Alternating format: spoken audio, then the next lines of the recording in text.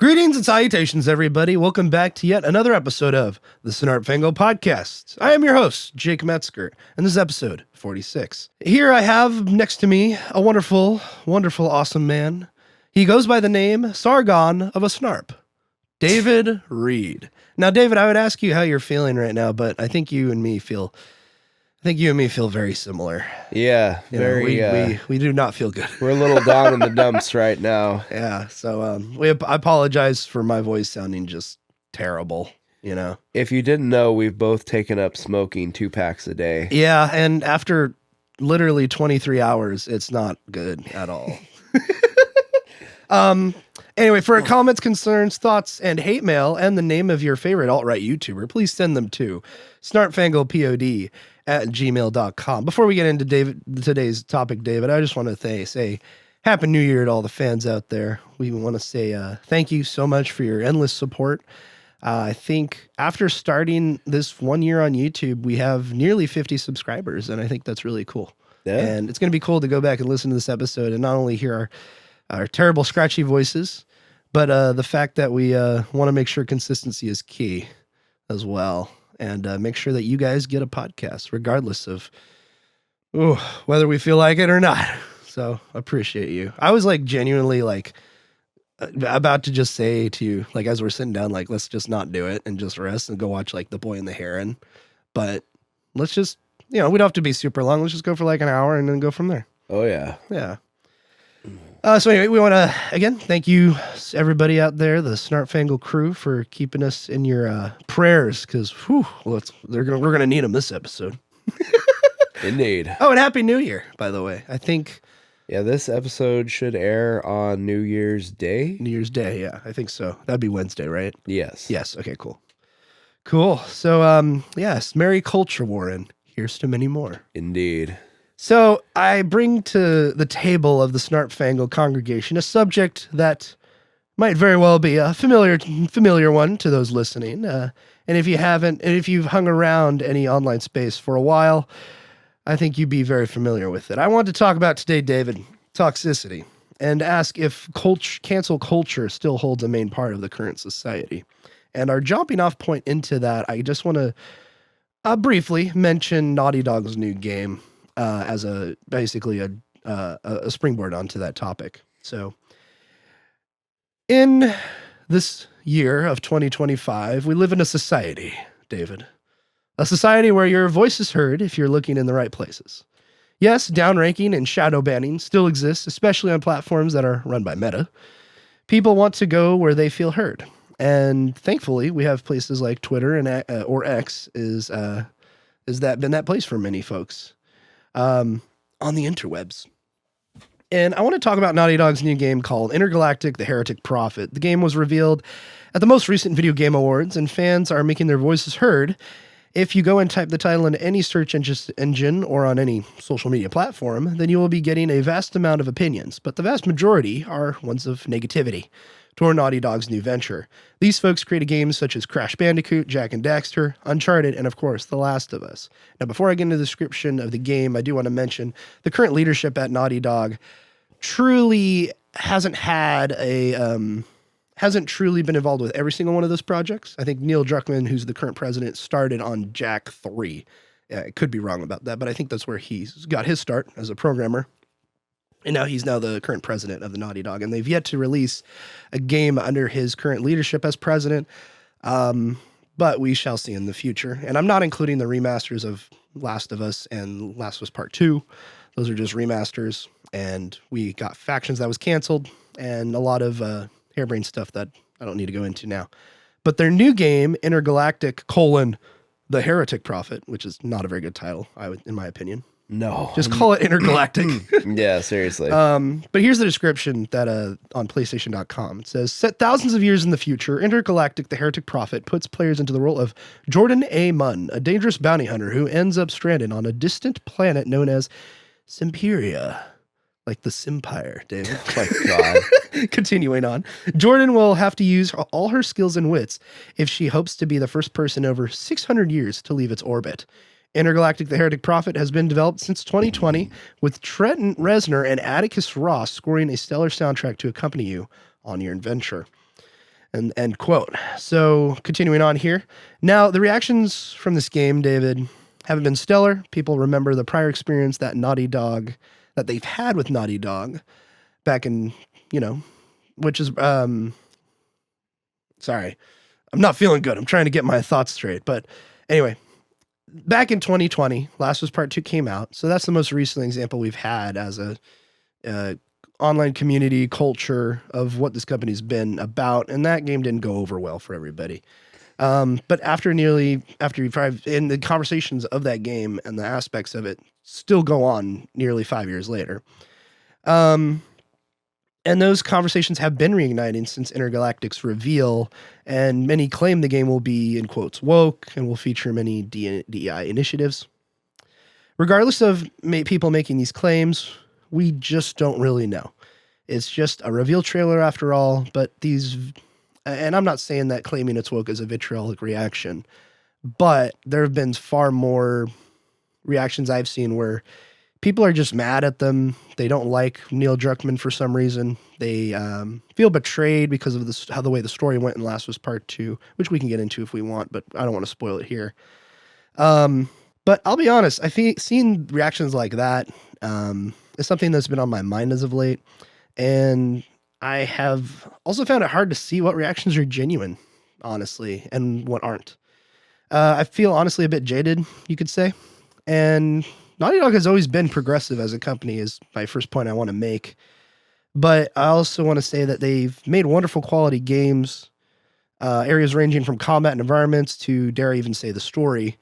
And honestly, that's where I want to end it there and kind of see what you think of this whole online reaction. I was listening to an older Sacred Symbols episode today about cancel culture when they first started their side podcast, Sacred Symbols Plus.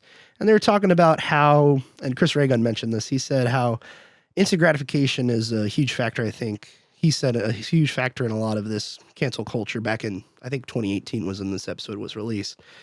So we're in a different landscape now. We're in a different era, in fact. I mean, Elon owns Twitter.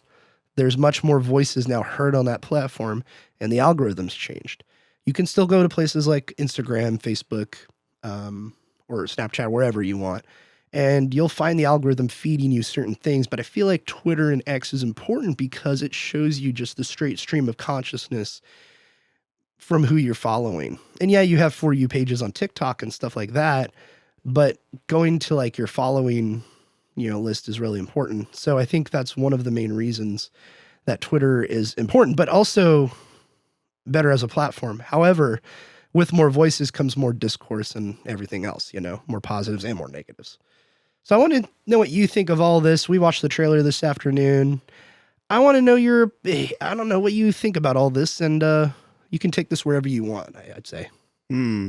Yeah, so my immediate reactions to the trailer, I don't know. It doesn't really give you a substantive look into what the game's going to be about or what the story and characters might be. It just kind of gives you a look at the game's aesthetic, basically, or at least the aesthetic that they're going for at this moment. On the one hand, I think the outcry against it has probably been overblown, but that's just, I think, how social media is. Yeah. But on the other hand, I don't think there's necessarily any bad actors involved. I think people are legitimately upset that we have yet another AAA game that just seems to have this aesthetic and ideology sort of planted into it that people are tired of. The game is heavily basically you don't really get anything substantive about the game other than retro future sci-fi and androgynous female character. And it's both of those things are incredibly played out. Retrofuturism. Yeah, I don't think people are quite as tired of retrofuturism as they are of androgyny and stuff like that. Yeah. But retrofuturism is not a groundbreaking thing.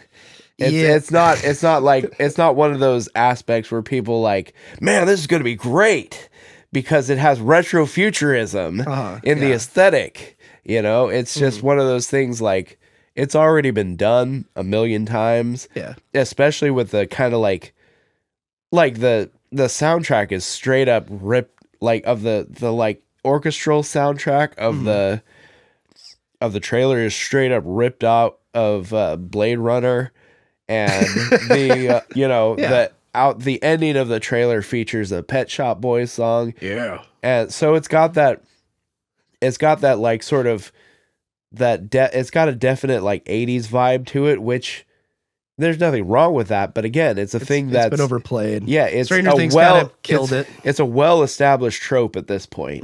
80s based retrofuturism is nothing new. Well, yeah. You combine that with this extreme focus on a really androgynous looking female lead character, and then nothing substantive about the game. Yeah. And I think a lot of people are just like watching and be like, what the heck is this?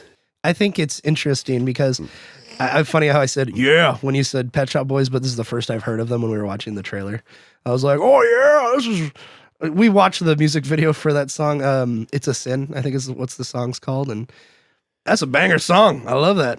I do want to separate real quick the culture war and kind of look at it without that kind of lens real quickly. You have Naughty Dog, who's made very grounded games, yes, pun intended, throughout their whole career. You had, of course, Crash Bandicoot and Jack Daxter, but in the more recent, last 20 years, you've had Uncharted and Last of Us, and that's pretty much been it. So more realistic kind of tellings and post-apocalypse and all that kind of stuff. So to get Naughty Dog's take on like a space game in quotes is honestly really exciting because you have their pedigree, you have their level of quality that they put into everything. And they're one of the last developers, I think, from 20 years ago, even, that still hold a wonderful level of quality. You look at stuff like Bungie, you look at stuff like BioWare, you look at stuff like even Blizzard, the 3 Bs. You got Blizzard, Bungie, and BioWare. All those have been fallen from grace multiple times, especially all 3 have fallen from such grace from 20 years ago. And of course, or even 10 years ago, in fact. 10 years ago is very different. I mean, heck, 10 years ago, we didn't even have Overwatch 1. We had Dragon Age Inquisition. We had Destiny just launched. These big, awesome games that people came to love and still love to this day, but you've had time and time again of them floundering.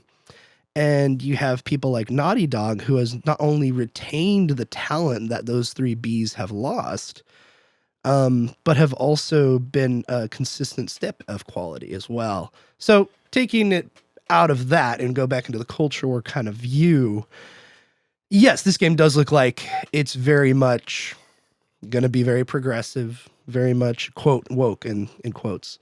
But honestly, like we've been through it with Last of Us Part 2. Like that's been talked about to death. We can still talk about it here today if you'd like. But I feel like you're right. Part of it is people are tired of this kind of thing in their games. But I feel like the counter argument would be, is Naughty Dog has always been progressive. Yeah. Like always. So what do you think of that? I think that Naughty Dog because you're right, Naughty Dog is one of those few AAA developers that were established at the at the beginning of the millennium, as quality game developers that have retained that quality through the years. And so and it could be that maybe people were looking to Naughty Dog to lead the way to a better future in games, and when we got a reveal trailer that was just more of the woke stuff and more of the same aesthetic that we've seen over and over again, maybe they felt a little betrayed by that. And also too, I think it's sort of part of it is this idea of like being terminally online all the time, where the internet is kind of your life. I think it can lead to sort of a hyper awareness of the moment you're in, without without remembering the remembering of the past in order to sort of temper that.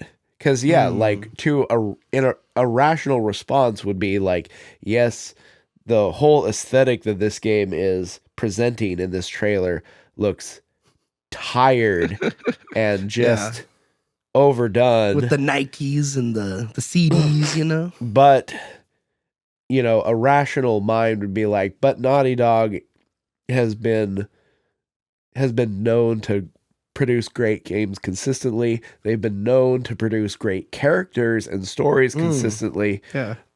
Despite the fact that they're all about the progressive thing. Because like you had the vitriolic reaction to the Last of Us reveal trailer, the Last of Us 2 reveal trailer back a few years ago. And while there was a lot of, negative reactions to the clear insertion of the lesbian like kiss thing into the trailer. That was kind of a, here's it to you guys, like, but I mean, up yours a little bit, like, obviously people are like, why are you just inserting this random lesbian kiss into this trailer? Give us, info about what actually matters in the game kind of a thing. Yeah. But it's okay to keep story under wraps, but show us like gameplay or something, give us an something, environment, give us something that actually like makes us excited for the game. Well, like no rational person sees two women kissing in a game trailer and is like, that's the game I want to play. Well, maybe some do. But most people do not. It's not us. Most people want to see something in the gameplay or something in the story that's going to get them excited for the game in a trailer, and that was not it. But at the same token, I never played Last of Us. I think I played Last of Us 1, like a little bit of it, but I definitely didn't play Last of Us 2. But from what I understand, despite all the lesbian stuff they inserted into it, from what I understand, it was still a great game. Still had a great story, still had a great characters, all that. So Naughty Dog is like, them being woke and them also still making great games anyway is kind of like a known quantity. And so a rational person who's not like caught up in the fervor of social media would be like, yes, this trailer looks like more progressive wokeness and more just, retro future. Yeah, you can only aesthetic. judge what's in front of us. This trailer looks bad, but, Naughty Dog is known for... the fact that they insert woke stuff into their games is nothing new. And also they have a history of making great games despite the woke stuff that they put into them. So like a rational mind wouldn't be like, oh, this is the end of the world just because this trailer looks bad. Yeah. But I think we're in kind of an era now where more people than ever are just like their whole life is consumed by the internet. And I think what that breeds is like what I said before, a hyper awareness of being in the moment. And you don't have that rational response of, oh, but the game could still be good because I have, prior experience of Naughty Dog making great games despite their reveal trailers having stuff I don't like in them. Yeah. And I want to go back to the 3Bs really quick, because you have Naughty Dog, as we've already established. Yes, they insert the, quote, woke stuff, but they also keep the quality, right? Versus the 3Bs that we mentioned as well, you look at stuff like BioWare. They have fallen from grace quite a bit. There's still a chance for them to come back, but this last year they released Dragon Age Veilguard, and you can tell the talent there isn't quite up to snuff as it used to be. Yes, they brought in one of the, I think, veteran narrative designers to consult on the game, but that still didn't save Veilguard. In fact, Veilguard was going to be called Dreadwolf originally, but made a name change, had a rebrand, and also a style change too. It was no longer kind of realistic stylized. It was more like cartoonish kind of stylized in the new game. And you could tell the talent was gone, and at the same time, and BioWare's the same way. They've always been very progressive in that kind of sense as well, inserting that stuff in their games. However, they kept that quality up until, I would say, Anthem coming out, which was their multiplayer game. But one thing that strikes me Or about, excuse me, Andromeda. Mass Effect Andromeda, probably. yeah, one thing that strikes me about the Dragon Age Veilguard is it seems like, now I could be wrong on this because I haven't played the game. I've just seen a few trailers and a few clips online, but it seems almost like they saw Baldur's Gate 3 and they're like, oh, we need to make our game look like that. What do you mean by that? Like stylized? Yeah, like the character design and stuff. Well, actually, I feel like they did a drift away because of Baldur's Gate, because Baldur's Gate's very, very real, like pseudo-realistic, basically. I mean, but it's realistic, but the characters are very stylized. Okay, yeah, I get where you're going. Yeah. I'm talking about the non-human characters. Yeah, the non-human characters. They have a very, they're not like generic fantasy like slop. Yeah, they look like they have a very distinctive look to them, and I think I see from just the clips I've seen of Dragon Age Veilguard, it seems like they've brought some of that aesthetic from the non-human characters of Baldur's Gate and imported it into Dragon Age.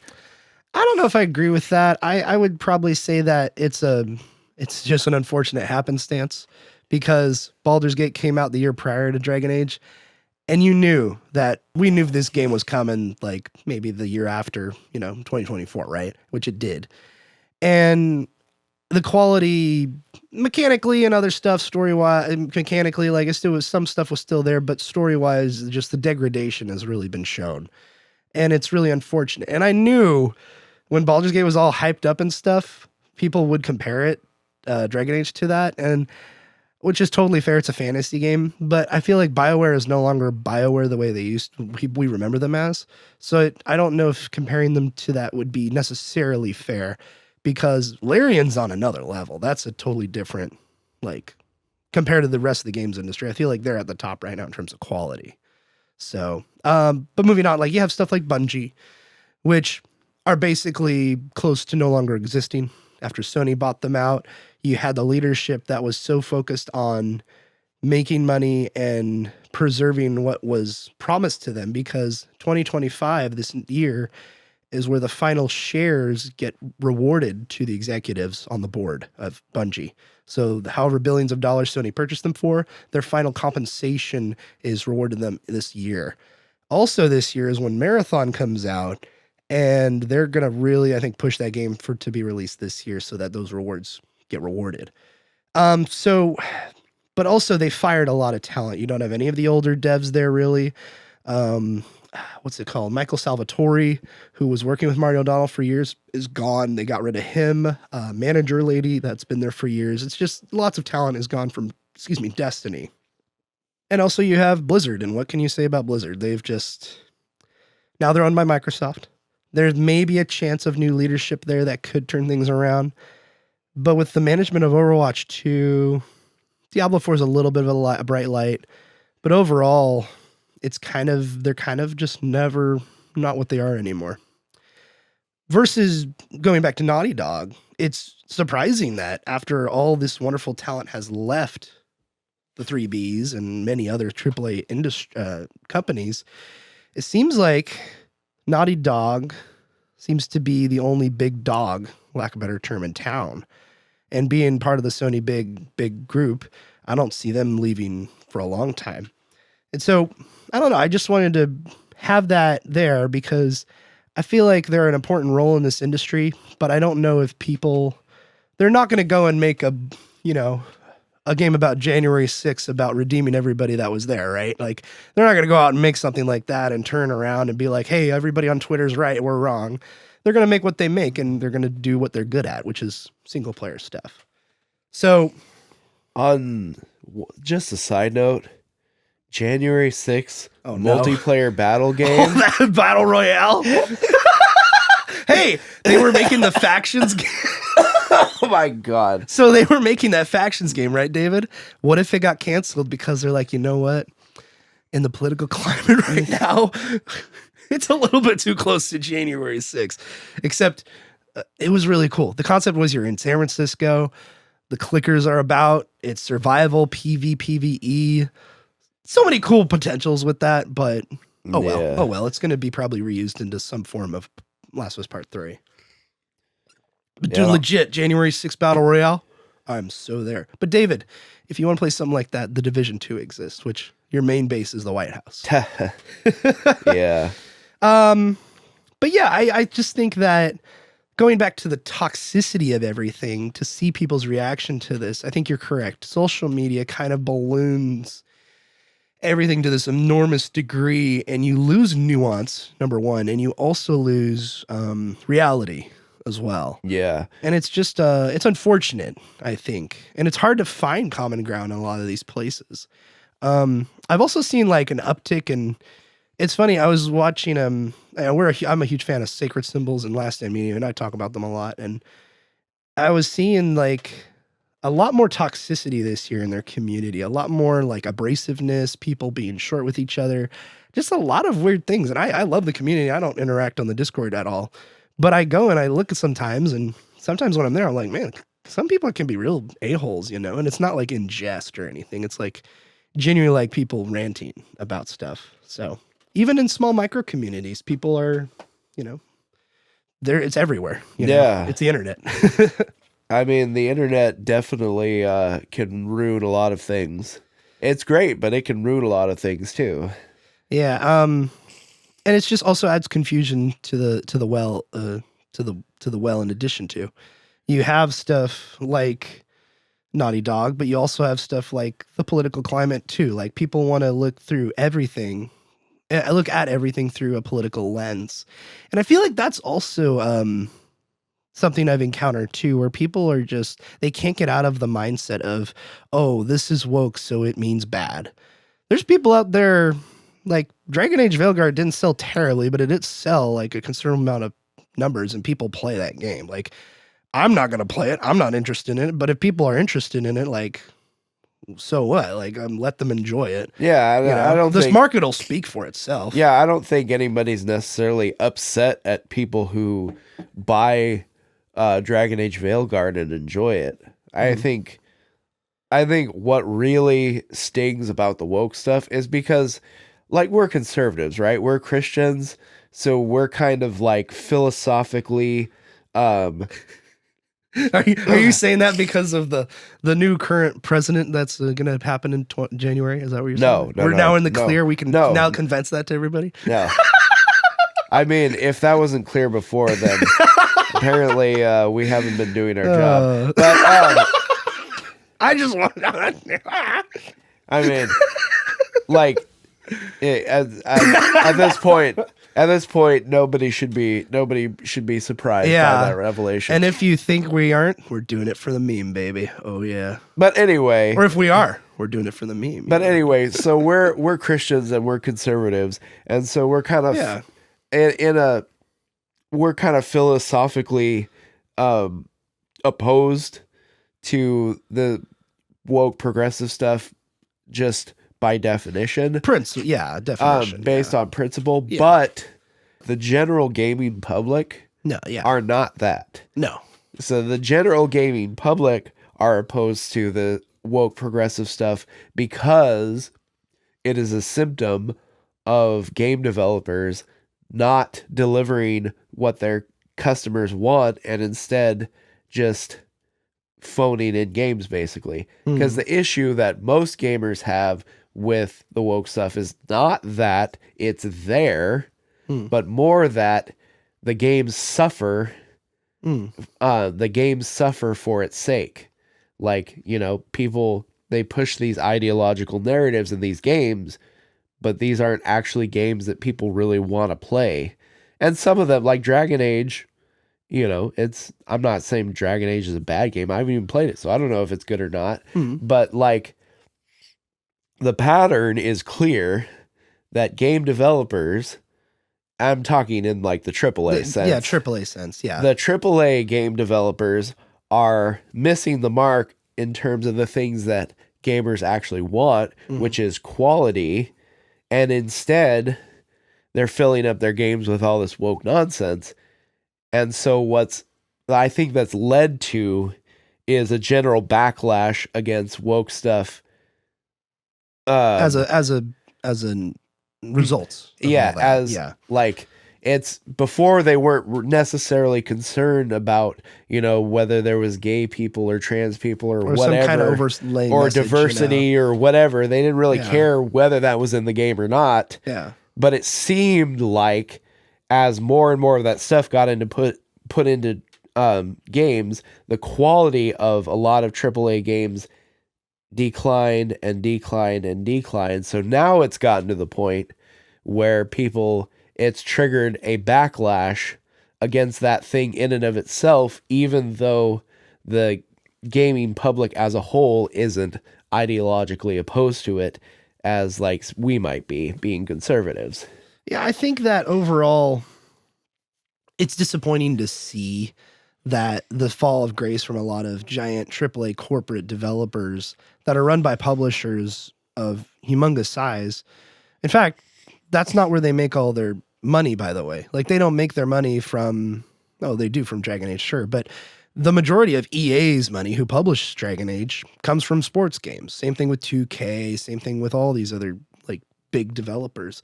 But it's funny to me that it seems like there's only one example of that stands out, and that would be Naughty Dog. And just to be clear, I'm a pretty big fan of them. Like, I love their games. When I first played through Last of Us Part 2, was not really a fan of it. It's depressing. Not really a fan of that. And then it was very long and overdone. However, I played it a second time and then a third.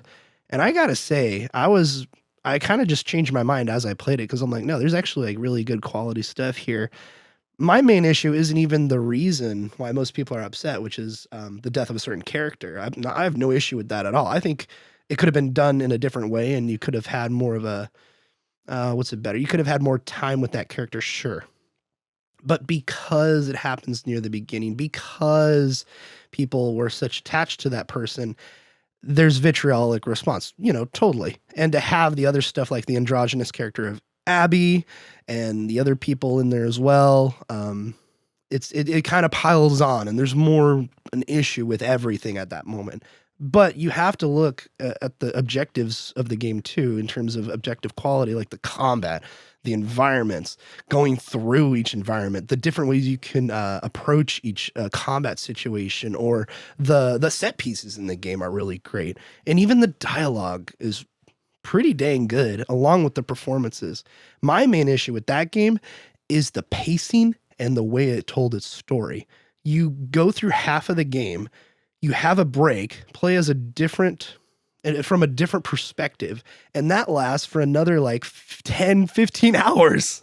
And you're like, what is going on here? And you think it's only going to be a short time, but no, it does nothing to prepare you for that kind of thing, which is supposed to be for shock value or to relay expectations. But they could have paced it far better. They could have done a back and forth kind of thing. I can think of many situations, and many people on YouTube have already suggested that there's ways to improve this game, but it is what it is. So I think Naughty Dog isn't stupid. They know what they're doing, and they know that people will have reactions to whatever they do, whether it be positive or negative. I think what I'm just really sad about is that people who come out and say they like these kind of things, like David Jaffe, who we mentioned before on this show, he's a very colorful character, I would say. Makes his opinion known throughout the land, and has and interacts with the hate that he gets. However, him saying that he likes Dragon Age or whatever, and him getting or anybody on Twitter for a fact getting crucified because of that thing in the comments, it's like, come on, guys. Like, just because somebody else likes something you hate doesn't mean they have to hate it too. Or just because everybody loves Game of Thrones and you and me never watch the show doesn't mean we have to love Game of Thrones. Yeah. Well, I think in the David Jaffe case, I think it's probably he's more of a public figure. So people have opinions. He's also very polarizing too. People have opinions about his opinions. Yeah. So I think there's probably there's probably the perception among I don't know for sure, but this is just my sort of theory, is that there's probably a perception among people that if he comes out and says, oh, I really like this game, that everybody's reacting negatively towards, that he's that there might be this perception that he's trying to say that all the people who reacted negatively to it are wrong or they're bigots or something. And not that he says that. No, yeah. But the fact that he's such a prominent figure in the industry and that people already react to his opinions with opinions of their own anyway, I think just sort of feeds into this sort of thing. And I think there's a lesson in that too, because if you're a very public figure, usually the plan is to kind of just chill and not say anything. I mean, there's a reason why Neil Druckmann doesn't say anything. Number one, probably because it's smart not to. And number two, the main reason is because he works for Sony Corp. Like, they're very clear about if you are part of the studio or part of the PlayStation ecosystem in terms of development, you as a public figure, you have to pass it through Sony PR. And Sony PR is very notorious for just being very diligent about going through every single thing creators are able to say in public, for sure. Such as with all PR stuff. The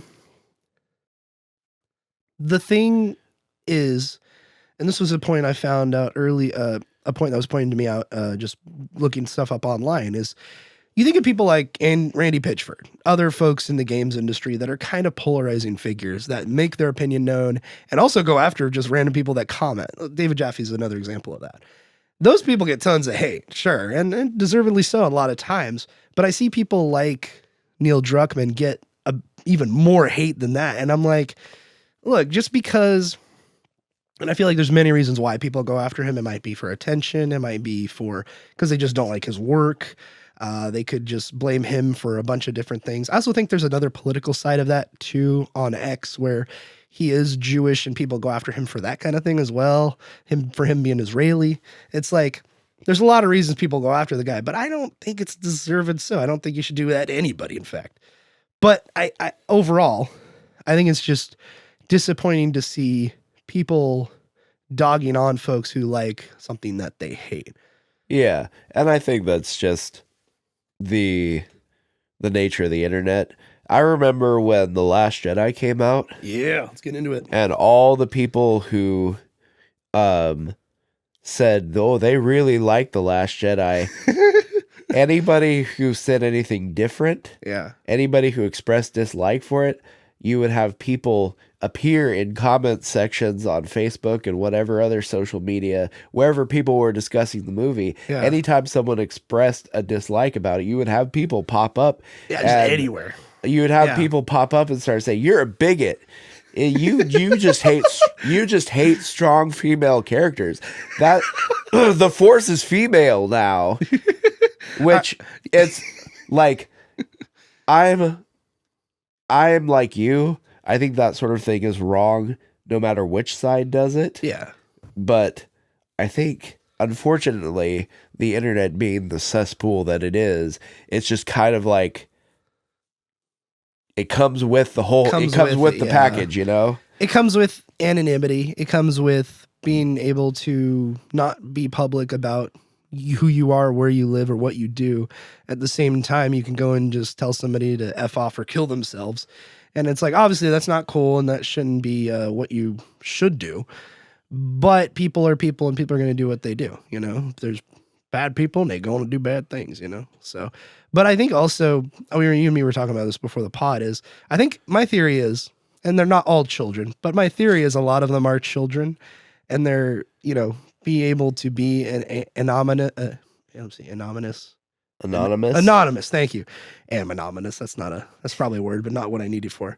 But they're able to do this. I remember when I was like 12 or 13 years old and I just got internet, I'm like, wow, I can make a comment. That's really cool. Oh, that reminds me of something. Yeah. I don't know if I showed this to you or not. I hope I still have it because it's so amazing. And it basically speaks to what we were talking about. Yeah. Well, while you look for that, yeah, I think a lot of it is children, whether it be 6 years old to 16 and 60-year-old. Like, it could be anybody in that age range, and they're going to act like children regardless because they're able to. The fact, though, that boggles my mind, David, is that they're willing to take time out of their day and waste energy on telling somebody to kill themselves and to, just write a vitriolic comment and so passionate that they'll write multiple paragraphs. Now, I don't get me wrong. I'm a very artistically gifted. I'm a very artistically minded person too. I can go and just write a whole bunch of stuff if I'm feeling passionate about it, sure. But not everybody's like that. So come on, guys. Yeah, well, I think what it is you kind of hit the nail on the head earlier. The anonymity of the internet emboldens people like that. And I think, a lot of it's children, but I think a lot of it's not just children. It's people who have the maturity of a child, yes, who should be fully grown adults but are not, and the things and the anonymity of the internet emboldens them to say things that would probably get them punched if they said it in real life. Yeah. Did you find your thing? And this speaks to exactly what you were talking about. It's so hilarious. So I'll read it. I'll show you the picture and then I'll read it. It's so amazing. So the picture is just this. Okay, this Chad dude. The Chad dude with, some cool sunglasses. And it says, this is back from when Threads was first launched. Oh, okay. It says, you signed up for Threads because you foolishly think it's a better alternative to Twitter. I signed up because my mom can't follow me on there, and now I can say bad words like ass and damn and titties and poop. It's so true, though. Like, you're not going to go on Facebook and unless you're in a group, but you're not going to go on Facebook and make a giant rant about The Last Jedi because your parents are on there, or your family's on there, or your friend or your older friends or whatever are on there. Heck, your kids could be on there. Your kids could have a profile on there and you don't want to be there. So you go to X or Twitter or other places like that, or Threads or even, and you go on there and you have that anonymity. No, that's not how you say it. Anonymity. Anonymity. And we're going to get this right. Anonymity? Yes. Thank you. All right. The M is at the end, not at the beginning. Anonymity. There okay, you go. I got it. All right, cool. You got it. But speaking of Last Jedi and kind of like that kind of discourse, the reason why I think I'm really glad that you brought that up, because Last was Part 2 was kind of like that moment for the games industry where like it was what everybody talked about and everybody had an opinion on. And children and childlike nature is exactly a great way to say it, David, because even paid subscribers on Last Stand Media's Patreon at the time would troll, go in there, and they would just go into every comment of every post on their Patreon, and they would copy and paste spoilers for Last of Us Part 2 before the game came out, because Last of Us Part 2 did leak early on because of the pandemic, because of the move to online only development. You had a lot of factors that led to that leak. So the game gets leaked, the whole story synopsis, what happens in it, everything gets just blah on the internet for everybody to see, with screenshots and videos and dev diaries and all this kind of stuff.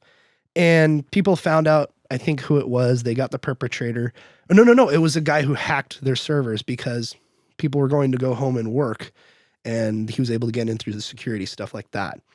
So anyway, that got leaked, and it got leaked like 3 or 4 months early, which is crazy. This game came out, I think, in March or April of 2020, and it got leaked like, I think, in December or January. Crazy, right? I could be wrong by that. It was before, definitely months before the game came out. So anyway, this happens, right? And I wasn't a subscriber to their Patreon at the time, but I remember them talking on the podcast. Like, he's like, I had to ban so many people from our Patreon and kick them out because they were going through and trolling us. And every comment was just spoiling the whole game and saying like, so-and-so dies, or this happens, or this person kills that person, and you play as this person, all this kind of crazy stuff. And they were going through and just being complete, total a-holes. And it was a really interesting situation and a telltale warning of how to handle a community. I think Colin did as best as he could, but it was sad because he basically had to be the meme where the soldier, the picture of the famous picture of the soldier over the child, and he has all the arrows and the knives and the fire on his back. It was that meme. That was Colin protecting his community the best he could. The stuff still got out there. But it's like, people would even troll. I think there was Luke Stevens, I think was a guy I looked up who I follow on YouTube, and he got emailed, and in the email, it was like, hello, so-and-so, this is the such and such marketing company. We want to work with you, blah, blah, blah. Also, so-and-so dies in this game. Oh my God. It was that bad. Like people were like doing it to that extent, spoiling and ruining it for everybody. Yeah, that kind of reminds me of a lot of the stuff that happened when the last two Harry Potter books came out. Oh yeah. You had people like lined up for the release, and then people would just drive by and be like, Dumbledore dies. Spoilers. You know, it's just, that's crazy. Or like the Family Guy. I can't believe he was Luke's father. And they're like, what? And we got banned from there. But it just goes to show the work people are willing to put into being just complete degenerates and a-holes. And it just boggles my mind because that's not the world you or me come from. Like, we're like, why would you do that? Why not put your time and effort into something worthwhile, like a podcast or a YouTube channel or making video essays or an essay or a blog or whatever. Yeah. You know, I mean, it's like, it's one thing to want to troll people and, you know, see the reactions, but it's like when you go to those extreme lengths to troll people, it's just like, what are you even accomplishing? And I think also with The Last Jedi, it left a stink on everything Star Wars after that. Yeah. It left it on Andor. It left it on Rise of Skywalker, but that movie didn't need it. You know what it really left? You know what it really poisoned was the Solo movie. Oh, that's Because both of us, if I remember correctly, we both went to go see it. Went to see it, and yeah, despite the you know, some of the weirder elements like the feminist robot and all that, overall it was a pretty decent movie. Yeah. But it just bombed. Yeah, it bombed hard. Because the utter stink of The Last Jedi just made people be like, nah, I don't want to go see this movie. I remember on the way home, you actually gave me a ride home from Last Jedi. Do you remember that? Like we went with Matt and Heather. Oh, yeah. And I think Matt and Heather were like, are they dating or not? They were definitely dating at the time. And I was like, oh, you guys aren't going to give me a ride home? And they're like, no, we don't live in Capay. And I'm like, well, neither does David. And you're like, I'll give you a ride home. And then you just gave me a ride home and we argued about The Last Jedi the whole way home. Oh, yeah. And you're like, when did you first watch Star Wars? I'm like, it was on the VHS, you know, and I watched the originals first. And I don't remember what I said. But yeah. And then on the way home from Solo... No, you wouldn't go with this to Solo, I don't think. Did you? I don't. Well, I remember I saw it in theaters. Yeah, you saw it in theaters. I don't remember if I went with you guys to see it. Yeah, because we had, I think it was like a car full of. Connor was with us, I know, and it was so funny because when the thing happens at the end and there's a character reveal at the end, I'm not going to spoil it because you should go watch Solo, audience. But when that character reveal happens, I was so giddy with excitement. Like I was losing my ish in theater so hard that like to my left, Matt is sitting next to me and he's watching me freak out. And I'm like, oh my God. And he's like laughing because of my reaction. And I keep going. No, even through the ending shootout scene. Like I keep reacting to it. I can't freaking believe this. And Matt's crying, laughing. When that happened, because of my reaction and because he's crying, laughing, Heather's sitting next to him is crying, laughing because we're just trying to keep quiet. And then Connor's right next to me going, what? I don't get it. What's happening? Oh my God. It was so funny. Yeah, it's that kind of thing too. Anyway. that like I'm sure a lot of Star Wars nerds like lost their shiz when that part happened. Yeah, I did. I was you were like, oh come on, this is dumb. I mean, it's pretty dumb. I thought it was kind of a cool twist, but I wasn't like, yeah, you know. I was just like, oh, that's interesting. That's interesting, you know. But you know, it's really funny how the fallout of The Last Jedi being the way it was so bad that not only did it cause Solo to bomb, but the planned sequel that they spoiled at the end of Solo, I think it was supposed to be the Obi-Wan movie. Yep. That was going to continue on the story where the Solo movie left off. Yep. And that got killed in development because of how badly Solo bombed. And there was going to be a Boba Fett film in development with James Mangold and all this kind of crazy stuff. But Star Wars films being announced to be in development is like, oh, kid at the candy store gets his candy bar, but then gets shot, like happens every day in America. Well, I mean, it's not.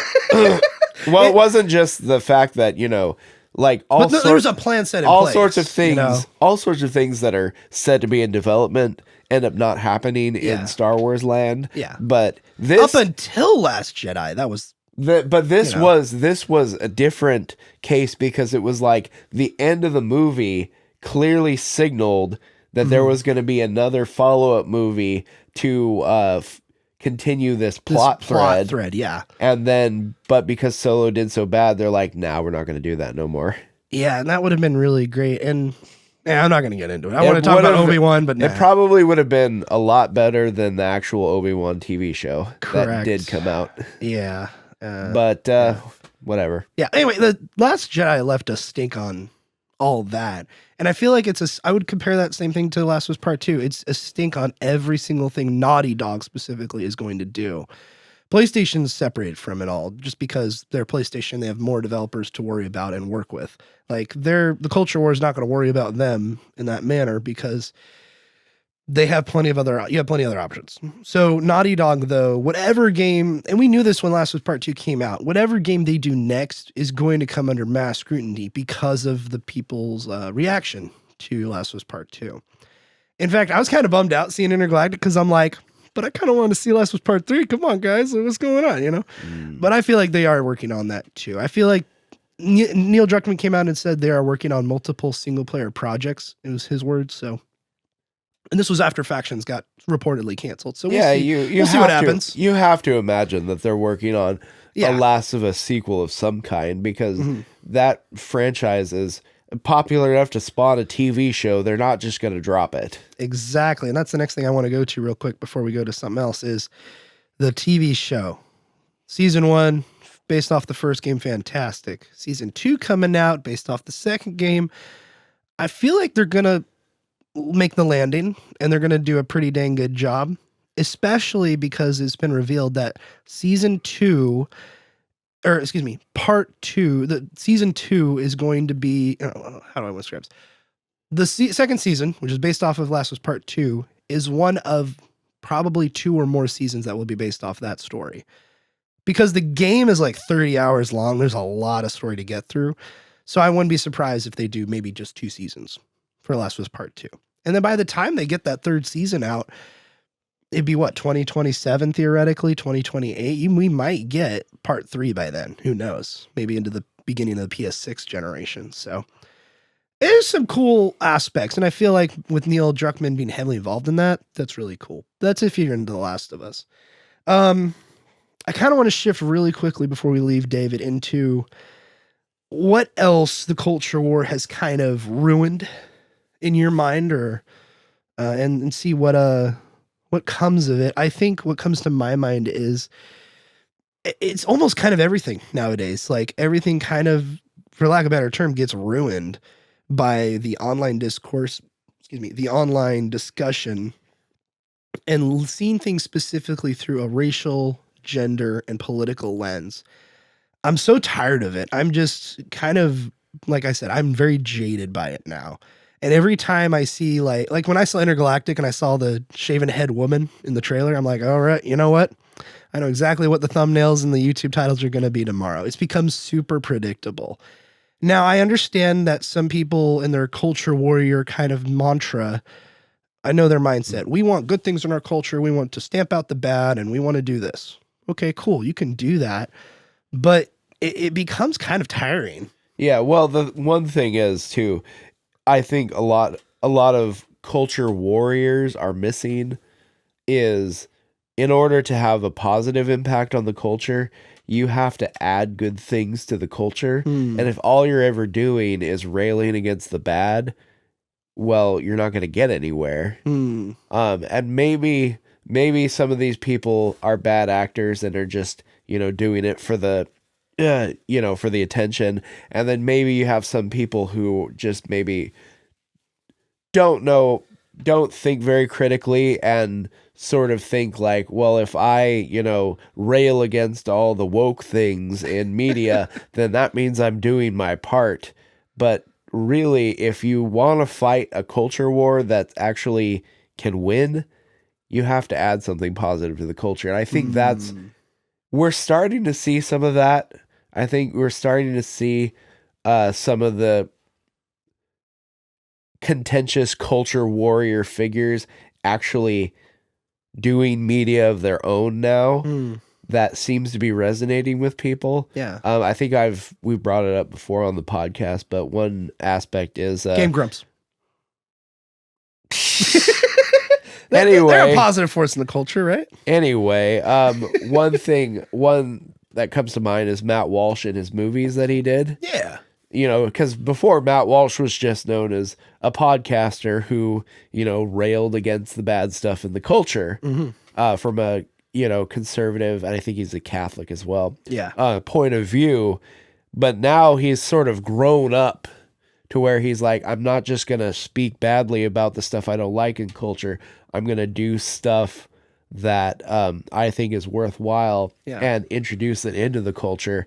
And we have yet to see the culture warriors growing up in massive numbers. You have singular figures like Matt Walsh, who were known as culture warriors in years prior, who are now have sort of grown up and are starting to do things, actually put forward media of their own that they believe is going to have a positive impact on culture.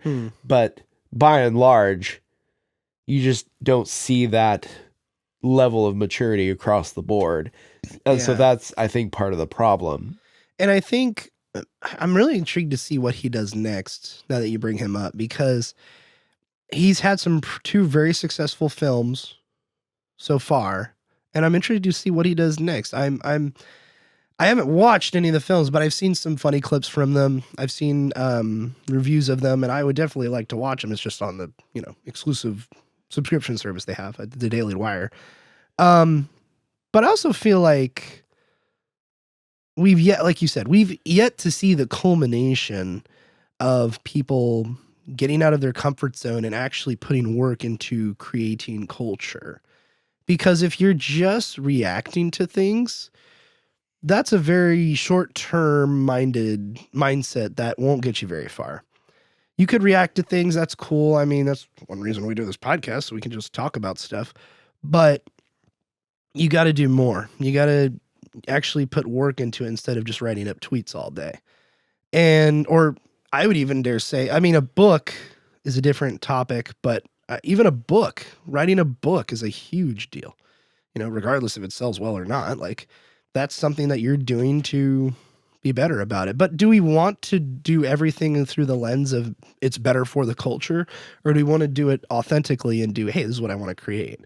Yeah. And I think, because if you look at, sorry to interrupt, but if you look through it through that lens, when you're creating something, it might take away some authenticity. Well, I think that comes with maturity too, is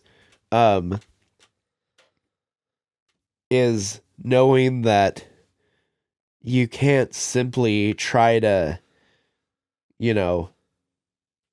produce some like hack job media that you don't really believe in for the sake of bettering the culture. Like, nobody's gonna, that's not gonna resonate with anybody. But one thing, like, to bring up Matt Walsh again, because I think he's a good example of a culture warrior coming into a new place of maturity, is he stated multiple times that his intention with creating movies wasn't to simply for the sake of the culture war, but he genuinely wants to make movies because he's interested in making movies. So the movies he's made are ones he made because he likes to make them. Yeah. So like he's a good example of, you know, the mindset that you need to have in order to actually impact the culture in a positive way. There has to be that authenticity. There has to be that this is what I created because I enjoy creating this type of thing. Yeah, and I feel like people should have some patience with kind of this too. I mean, we're not going to see it instantly right away, get a huge, massive $200 million budget film with this kind of positive moral groundwork. You know, I feel like we'll get that with time, but I feel like in the way Hollywood is right now, what they're doing isn't successful and it's not working. They're trying to figure out how to not just appeal to the majority of people, but to kind of figure out how to also make money in the streaming environment. So there's a lot of aspects to it, but my point I want to get across is to have patience with it and have patience. And actually, even if you do believe in something, go out and support that kind of stuff. We talked about stuff like The Chosen. That new movie Homestead just came out. I know friends of ours went to go see that, and I don't know if it was good or at all. Did you hear if it was good at all? No, I didn't hear if it was good or not. I didn't hear either, but there's some cool things that Angel Studio specifically has done, which I think has done better for the culture, in fact. And in fact, has gotten people saved. And the fact that it's up to a standard of quality is one of the reasons why I admire them so much. And Matt Walsh too, like he doesn't slouch on the stuff. He finds a certain thing and fits whatever he's going to do around it. Like when he did, what was the last one he did? Am I Racist? Yeah. Yeah, he did I Am Racist. He did it in the style of, for the lack of a better term, he did it in a Borat kind of style, in a way where he plays a character while researching and interviewing people and the topic itself. So it's really hilarious because he gets to play something that he isn't, which is this like crazy hippie libtard. But anyway, he plays that kind of character and it fits really well and it's within budget and everything. So it reminds me of something Sean Bowles said on his podcast. He was in Hollywood. He was, I think at a kind of missionary, not missionary, but a media training kind of job at a school. And he was told about this like Christian film they were making that was, you know, it was worth $40 million and we're putting all of our effort into it and it's super awesome. And what we're going to do with it is we're going to release it for free on YouTube. So just the word happens. And then it comes out and it only has like 26,000 views and nobody watched it. So it's like, you also have to be tactful. We've said this on the podcast before. You have to be tactful in how you do this kind of stuff. But yeah, creation of culture is how you are going to change culture. And that's really kind of, it's funny how we're starting off on that as our first podcast of the year. We're talking about creating culture. So yeah, I mean, it's a good topic. Yeah. And I think that's all I really have to say about it. Do you have anything else you want to add, David? No, I think everything that I wanted to say has been said. Yeah, I don't have anything else. I am excited for the Heretic Prophet. Please change it, Naughty Dog. Yeah, why not call it Intergalactic? That's what I'm asking too. Yeah, I mean, that is honestly, that's a one-word title that just kind of like, it instantly catches people's attention. Yeah. Like, but then you tack on the subtitle and it's like Intergalactic. Woo, that's awesome. The Heretic Prophet. What's happening here? Yeah. And it's like, it seems cool. Like the story synopsis seems intriguing. I mean, yeah, you'll probably play as this main chick character, but I don't think that's a bad thing. I mean, sure. Camille Nanjiani's in it, but you know, that's kind of cool too, I guess. But we need a Mel Brooks History of the World style trailer for it. Oh. I don't know if you've ever watched, I think it's History of the World Part 2. There's no Part 1. I've always wondered about that, actually. But it ends with a trailer for a fake sci-fi show, and it's called Jews in Space. Oh yeah, I've heard of that. So it's like, you know, they need some kind of like catchy trailers like lesbians in space. I thought you were gonna say it's gonna be Jews in Space because Neil Druckmann's Jewish, you know. Oh, that's neither. It might be happening. You never know. Also, really quickly, is this an actual AAA game from what I'm looking at? Because Intergalactic? Yeah, because the subtitle's bothering me because Neil Druckmann also had a quote from an interview I found where he said, we want to make our next game more of like a TV show style. But I think it's because he was talking about The Last of Us television show when he's being interviewed. So he's like, I want more of a kind of chapter focused kind of setting is my guess. But that's how The Last of Us Part 1 and 2 were. There were different chapters in the game. So, well, I mean, I don't know. It could be that maybe he's trying to expand that concept even further. To, like a smaller experience? I mean, we don't know. Yeah, we don't know. But my speculation is that if he's going for more of a television show feel, it's not that the budget's lower. It's that he's trying to focus on having discrete chunks of narrative that you can digest all at once and then wait and then move on to the next one kind of a thing. Okay. Whereas, I mean, all story-based games have more or less have chapters to them because they're generally longer than movies, you know, like it's not uncommon to have a 25, 30-hour game, and that's way longer than a movie. But all the same, those games generally have one overarching storyline where each time you stop playing is an artificial break in the narrative. Yeah. You stop playing on your convenience and you have to pick up the narrative where it was before, and sort of try to get yourself back into that. Or you're just like a complete and total savage and you just play through the whole game in one sitting.